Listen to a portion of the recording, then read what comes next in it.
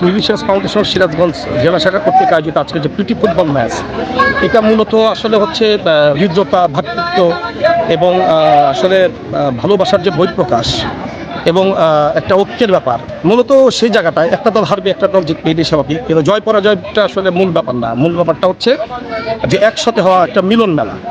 তো সেই জায়গা থেকে আসলে আমরা আয়োজনটা করি। সঙ্গীত অঙ্গে, সাংস্কৃতিক অঙ্গনে আছি, শিল্পী মিউজিশিয়ান যারাই বলেন না কেন, আমরা কিন্তু আসলে সবসময় অনেকেই এই মিউজিকের পাশাপাশি অনেক পেশার সঙ্গে জড়িত। আমাদের কিন্তু সেই সময়টা নাই যে ছোট্টবেলায় ফিরে যাব, সেই শৈশবে ফিরে যাব। শৈশবে যেরকম বাসার থেকে পালিয়ে গিয়ে ফুটবল খেলেছি, ক্রিকেট খেলেছি, সেই সময়গুলো কিন্তু আমরা হারিয়ে ফেলেছি।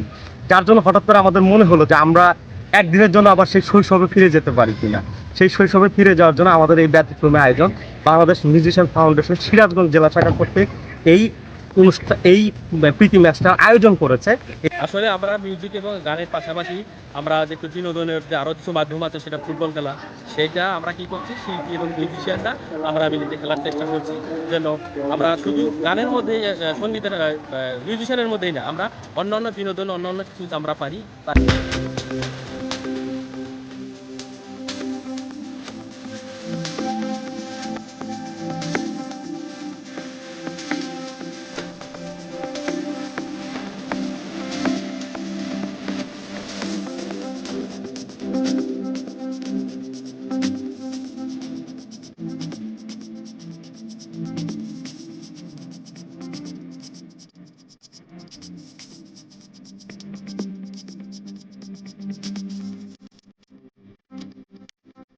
আমরা সবাই একসাথে থাকি। তো স্টেজে দুজন দুই পার্টে থাকে, কেউ আসলে সামনে আসতে পারে না, ভোকালরাই সামনে সমান সমান আসলে কিছু বলার বা দেখানো কিছু থাকে না। তো মাঠে এই মানে আনন্দের নতুন একটা ক্ষেত্র তৈরি করা হয়েছে।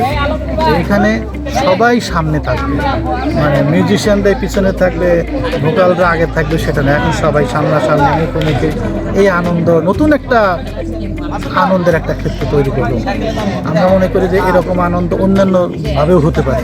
সিরাজগঞ্জে যারা মিউজিশিয়ান আছে, বিএনএফ নামে ওদের একটা সংগঠন আছে, ওরা আসলে আমাদেরকে অফার করছিল যে আপনারা যারা সঙ্গীত শিল্পী আছেন এবং আমরা যারা বাদ্যযন্ত্র যারা আমরা বাজাই, তারা আমরা একটা প্রীতি ম্যাচ খেলি। তো অফারটা শুনে আমাদের খুবই আনন্দ লাগছে যে আমরা সেই অনেক দিন আগে ফুটবল খেলেছি, কিন্তু কখনো এইভাবে আসলে কখনো খেলা হয়নি যে এই মিউজিশিয়ান প্লাস হলো শিল্পীরা, এবং এই জিনিসটা আয়োজন করেছে এবং আমরা অনেক খুশি। এবং আমরা চেষ্টা করব যে আমরা যেন সুন্দর পরিবেশে খেলার জন্য, এবং হার জিত তো থাকবেই। ভাষায় প্রকাশ করার মতো না, কারণ আমরা মানুষকে আনন্দ দিই সবসময়। আজকে আমরা নিজেরা খেলতেছি, নিজেরা আনন্দ উপভোগ করবো। এই জন্য খেলার মাঠে শিল্পীকে আমরা কোনো সহযোগিতা করবো না। আজকে আমরা জেতার জন্য আপ্রাণ চেষ্টা করবো, আমরা যেন জিততে পারি।